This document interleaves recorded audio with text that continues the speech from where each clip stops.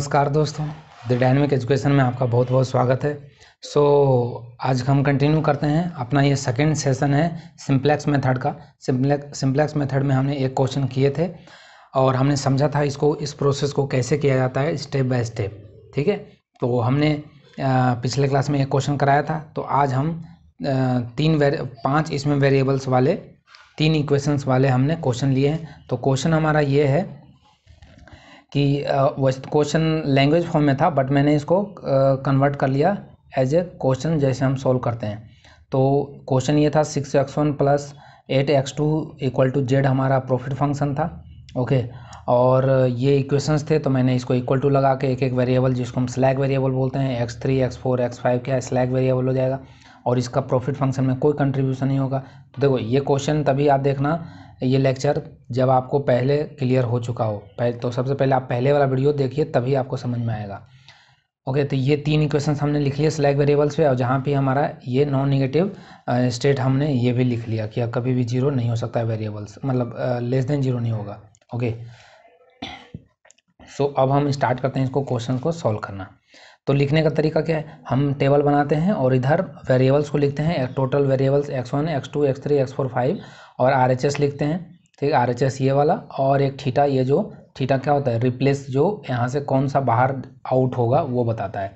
तो इस यहाँ से हम CJ - ZJ यदि लिखें, CJ - ZJ, तो मैंने बताया था कि जब हम फर्स्ट कॉलम लिखते हैं CJ - ZJ का फर्स्ट रो, तो क्योंकि यहाँ पे ये सारे जीरो होते हैं इसके कोफिशिएंट, ये कोफिशिएंट कौन है, ये कोफिशिएंट प्रॉफिट फंक्शन वाला यहाँ कोफिशिएंट आता है। और ऊपर कौन आता है, ऊपर आता है जो कोफिशिएंट आता है, ये जो CJ होता है वो भी प्रॉफिट फंक्शन वाला, ये सारे कोफिशिएंट इसमें आते हैं। तो हमने ऊपर कोफिशिएंट सारे लिख दिए इसको। ठीक है, तो अब हम CJ - ZJ कैलकुलेट करते हैं। ZJ क्या होता है, ZJ हमने कैलकुलेट करने बताया है, this one into this one plus this one into this one plus this one into this one. तो ये कितना हो जाएगा, 0 इंटू 0, 0 इंटू 1 0 प्लस ये भी 0 प्लस 0, मतलब ये तो टोटल 0 हो गया। तो ZJ क्या हो गया इसके लिए 0, तो और ये ZJ 0 है, तो CJ कितना है, CJ 6 है, तो 6 - 0 कितना हो 6। तो इस तरह से फर्स्ट रो के लिए जो ऊपर CJ होता है वही ZJ हो जाता है। तो 8 0 0 एंड 0। ठीक है, और ये कितना हो जाएगा, इसको आप कैलकुलेट करोगे तो ये तो 0 ही हो जाएगा। ठीक है, तो अब हम यहाँ से क्या निकालते थे, थीटा। इससे पहले तो मैं ये बता दूं कि पहले इस रो को CJ - ZJ निकालते ही सबसे पहले हम उसको एंट्री कराते हैं जो CJ - ZJ में सबसे बड़ा होता है। तो CJ - ZJ कौन बड़ा है, ये है, तो इसको हम लोग क्या करते हैं, एंट्री कराते हैं। मतलब ये अब एंटर करेगा। अब ये एंटर करेगा तो ये पूरा का पूरा रो को क्या करेंगे, ये जो पूरी रो ये जो कॉलम में, इस पूरे कॉलम में ये तीनों एलिमेंट है, उसको इस सारे को RHS में डिवाइड करते हैं। ठीक है, तो 10/1 10 वही थीटा होता है, और यही बताएगा कि कौन बाहर जाएगा। इसमें से हम सबसे कम वाला देखते हैं जो बाहर निकलता है, उसको हम पहले भगा देते हैं, तुम्हारा तो कोई काम ही नहीं है, जाओ। ठीक है, तो ये 25/3 कितना हो जाएगा, ये 25/3 ये हो गया, और 5 से डिवाइड करेगा तो ये 7 × 5 = 35।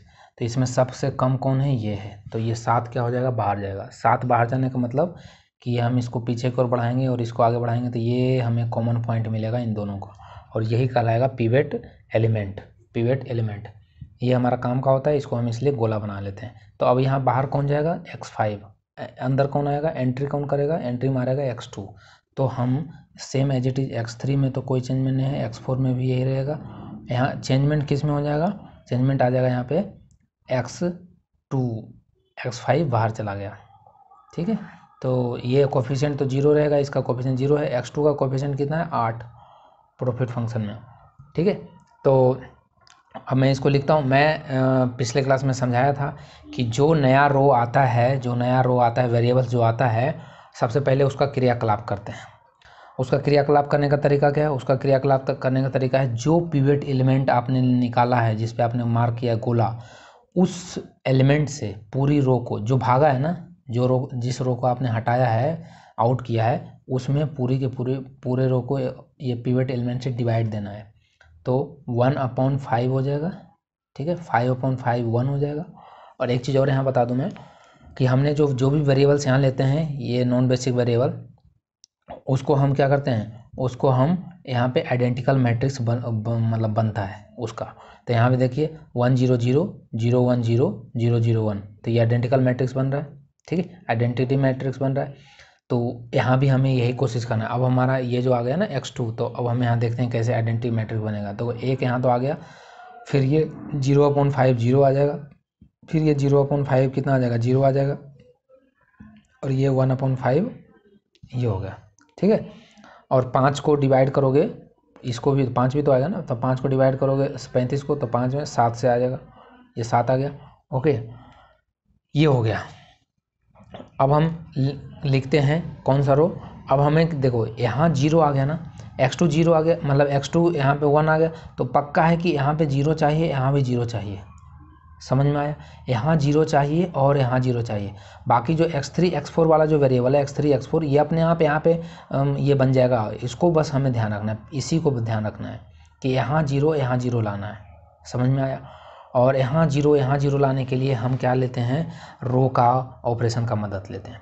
रो ऑपरेशन का मदद कैसे लेंगे, तो हम रो ऑपरेशन का मदद इस तरह से लेंगे कि इस तरह से हम करेंगे कि ये हमें यहाँ 1 दिख रहा है और यहाँ हमें 0 करना है, तो ये और हमेशा यही रो को पकड़ के रखना, ठीक है, कि इसी से हमें इसको 0 बनाना है। तो हम x4 पहले लिखते हैं, x4 हम लिखते हैं। x4 में हम क्या देख रहे हैं कि यहाँ पे ये जो एलिमेंट 3 है, इसको हमें 0 यहाँ बनाना है, क्योंकि ये x4 जब लिखाएगा तो इसको 3 यहाँ आएगा ना, तो यहाँ पर हमें 0 करना था, ठीक है, यहाँ 0 हो जाए। इस तरह से इसको लिखें कि ये हमें 0 यहाँ दे दे, x4 वाला जो ये 3 है ये हमें 0 दे दे। कैसे लिखेंगे बताओ, तो हम ये क्या करेंगे, हमें यहाँ पर आता है मैट्रिक्स अच्छे से, हम जानते हैं कि इस पूरी रो को हम 3 से मल्टीपल कर देंगे, क्योंकि हम जानते हैं कि एक एलिमेंट को मल्टीपल कर नहीं सकते। जब ऑपरेशन चलता है तो रो ऑपरेशन पूरा चलता है, तो पूरी रो को मल्टीपल करना पड़ेगा 3 से, ठीक, इसको ध्यान रखिएगा।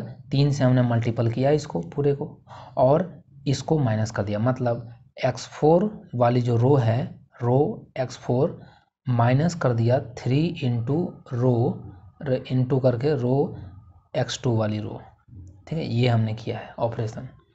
तो ये ऑपरेशन किया, तो हमें पता है कि ये इसमें 3 से मल्टीपल कर दो और इसमें से डिवाइड माइनस कर दो, तो ये यहाँ पे क्या देगा, 0 देगा।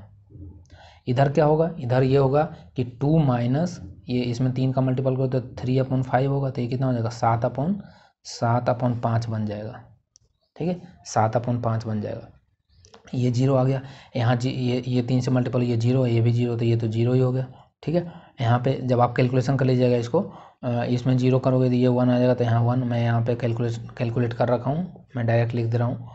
तो यहाँ भी आप 3 से मल्टीपल कीजिएगा, 3 तो 3/5 और 0 माइनस 3/5 माइनस का 3/5 होगा, ओके।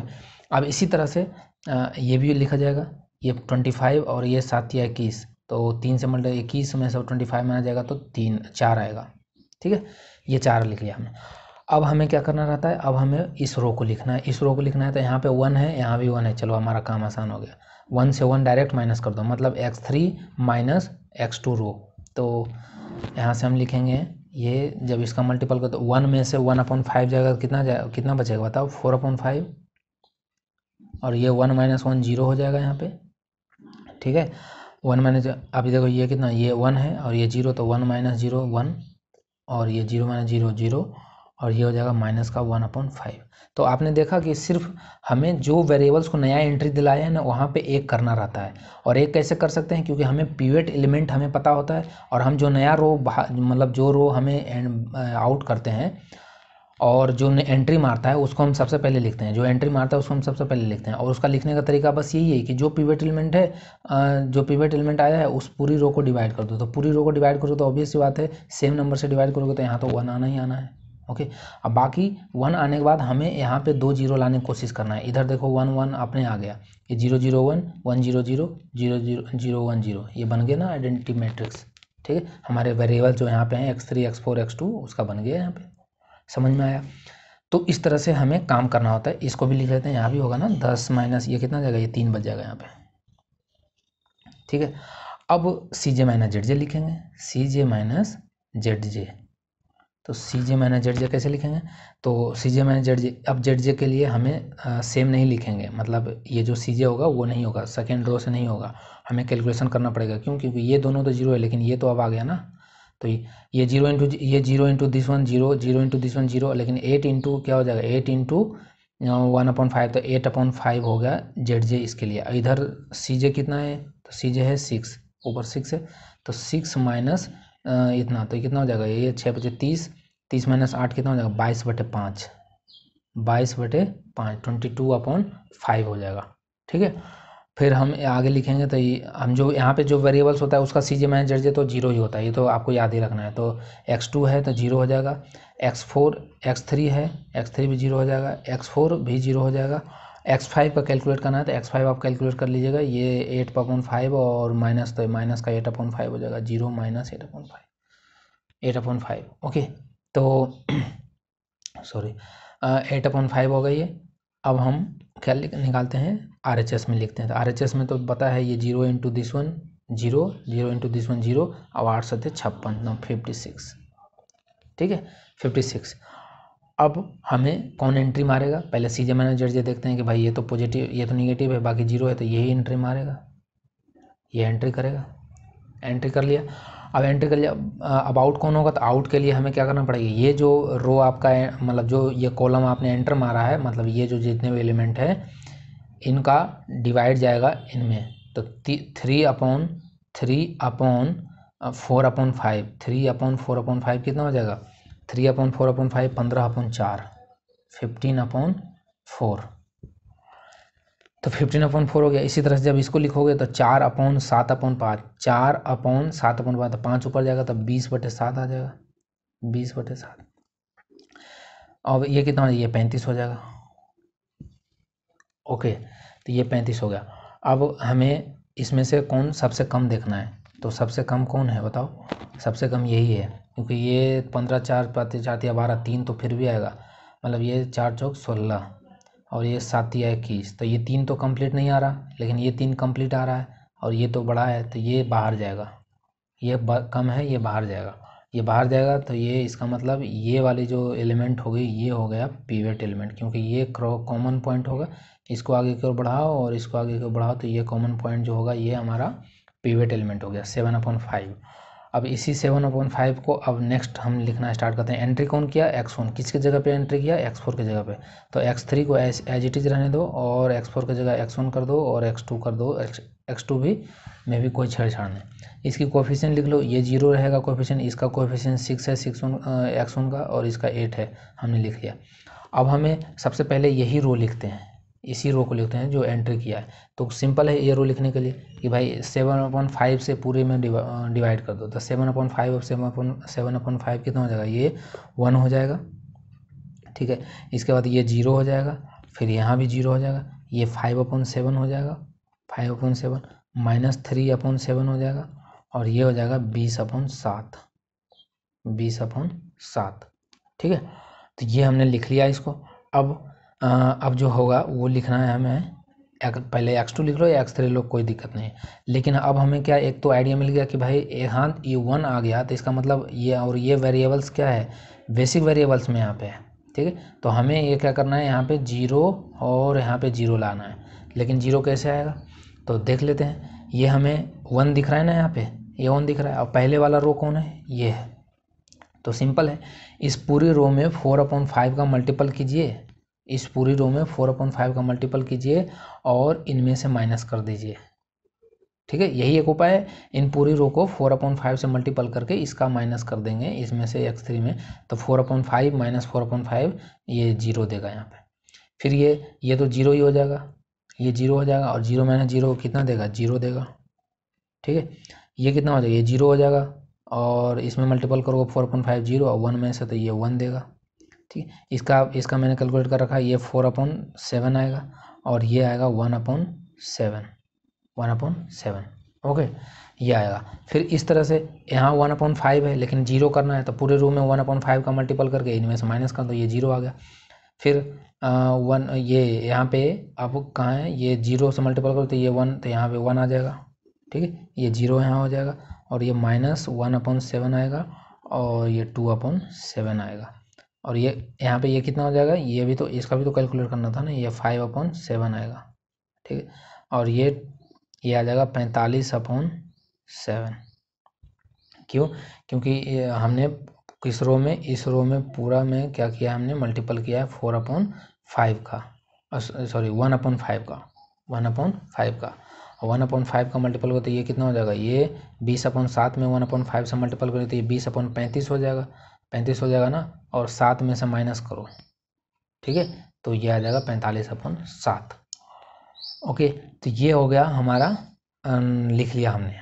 अब हम फिर से सी जे माइनस जेड जे निकालेंगे, सी जे माइनस जेड जे निकालेंगे, सी जे माइनस जेड जे निकालेंगे तो हमें पता है जो वेरिएबल्स यहाँ पे है उसका तो जीरो कर दो, x3 जीरो हो जाएगा, x1 जीरो हो जाएगा और x2 जीरो हो जाएगा। अब कैलकुलेट करना है सी जे माइनस जेड जे इसका, तो जब इसका कैलकुलेट तो ये तो जीरो हो जाएगा मल्टीपल z1 जेड जे निकालेंगे पहले, तो इसका इंटू इसका मल्टीपल जीरो, प्लस में 6 इंटू दिस वन, तो कितना हो जाएगा 6 बजे 30, 30/7, 30/7, प्लस में आता है 8 इंटू -7 तो मतलब ये माइनस का 8/7 हो गया, तो यहाँ से आ जाएगा आपका 22/7 आ जाएगा क्या, जेड जे, लेकिन माइनस किसके साथ करना है, माइनस जीरो के साथ भी करना है, सी जे माइनस जेड जे, तो सी जे जीरो है तो मतलब ये आ जाएगा वैल्यू माइनस का 22/7, और इसका जब निकालेंगे तो ये आएगा 2/7।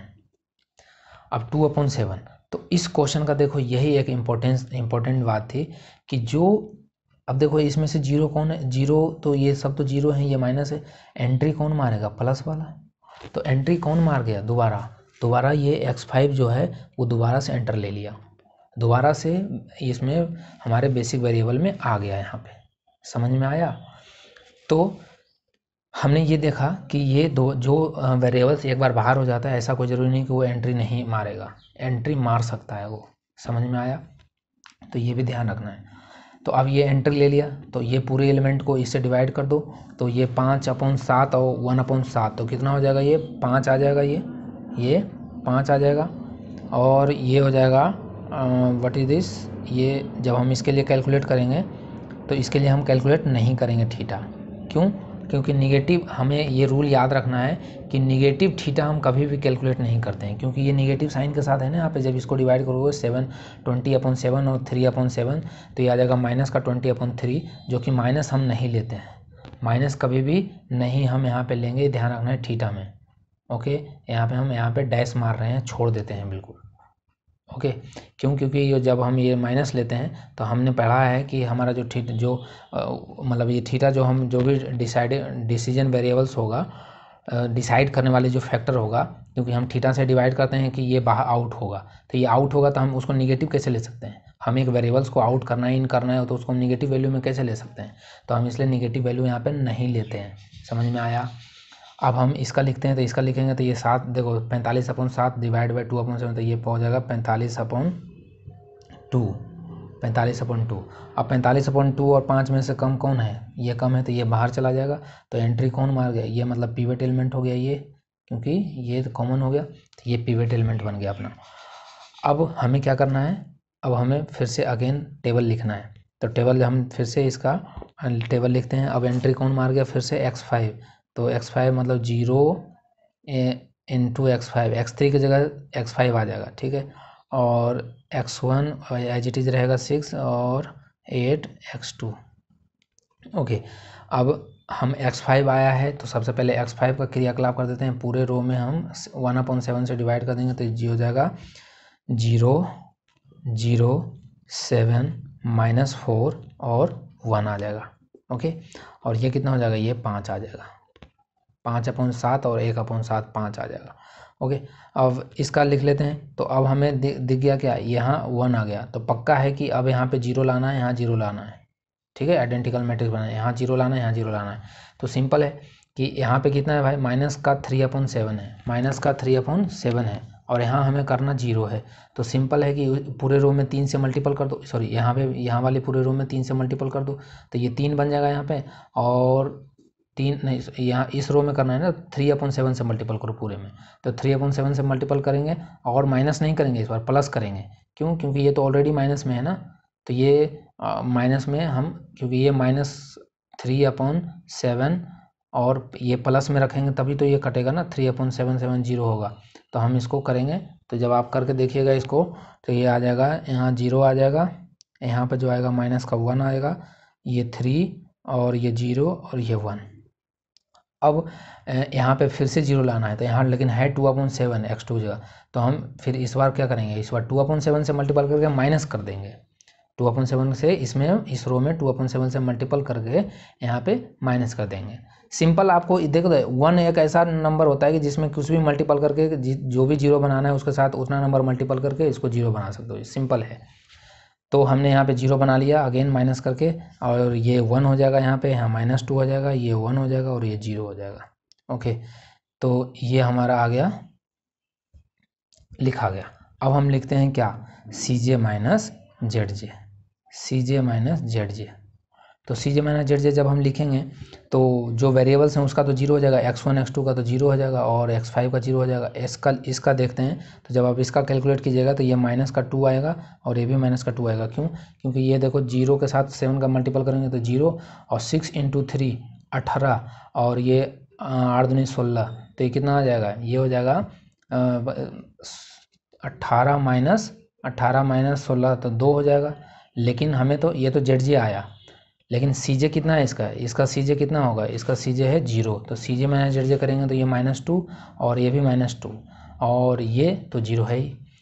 इसके लिए ये वैल्यू भी तो कैलकुलेट करना है ना, जब इसमें डिवाइड कर रहे थे तो यहाँ भी तो डिवाइड करो रे, ठीक है। ये 35/7 आएगा तो मतलब ये 5 आ जाएगा, ठीक है, ये 5 आ जाएगा और यहाँ भी 5 आ जाएगा। तो वही रो ऑपरेशन कि यहाँ 1 था ना, तो आपने इसमें कितना मल्टीपल किया था, इसमें 1/7 से मल्टीपल किया था, तो इसमें 1/7 का मल्टीपल करके जब इससे करोगे तो ये आपका यहाँ पे वैल्यू आ जाएगा दिस वन, और इसके साथ फिर जब हम 2/7 के साथ करेंगे तो ये आ जाएगा ये। तो आप करके देखिएगा, यहाँ पे 5 5 5 ये आंसर आएगा। और अब हम इसके लिए CJ माइनस ZJ कैलकुलेट करेंगे तो 0 6 5 30 और 8 5 40, तो मतलब ये 70 हो जाएगा ZJ, ठीक है, 70। अब हम क्या देखते हैं कि CJ माइनस ZJ में कोई ऐसा नहीं है जो एंट्री मारने लायक है, क्योंकि ये 0 हो गया, 0 हो गया, ये माइनस में, ये माइनस में, ये 0 हो गया, तो हम यहीं पे टर्मिनेट कर देते हैं। हमारा रूल यही कहता है कि हम जहाँ पे CJ माइनस ZJ नेगेटिव हो जाता है और 0 हो जाता है तो हम वहाँ पे टर्मिनेट कर देते हैं। तो हमारा आंसर क्या होता है, ये जो RHS होता है ये हमारा प्रॉफिट फंक्शन हो जाएगा। Z का वैल्यू हो जाएगा 70 और x1 का वैल्यू हो जाएगा x5। देखो x1 और x2 निकालना होता है हमें, क्योंकि इसमें x5 तो स्लैक वेरिएबल है, वो तो हम उसका वैल्यू हमें मतलब नहीं है। x1 5 है और x2 कितना है, 5 है, ये आंसर है। तो ये सॉरी यहाँ नहीं दिख रहा था, Z 70 और x1 5 और x2 5। तो अब हमें इसमें क्या एक चीज़ हमने क्या सीखा, एक चीज़ तो सीखा कि जो पहले एक बार बाहर चला गया वो दोबारा एंट्री मार सकता है, ये इसमें सिंप्लेक्स मेथड में हमने सीखा। ओके, वो दोबारा कंट्रीब्यूट कर सकता है।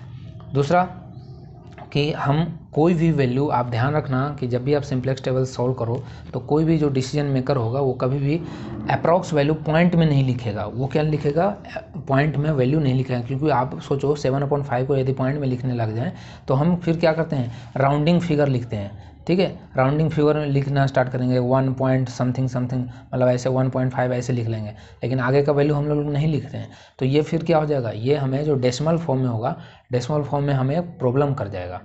तो इस वजह से जो भी डिसीजन मेकर होगा वो क्या होता है, फ्रैक्शन में ही वैल्यू रखता है। तो आप देखिए कि इसको जैसे ही हमने फ्रैक्शन में रखा तो आगे जब फर्दर सॉल्व किए तो हमें एक इंटीजर मिल गया ना, परफेक्ट इंटीजर।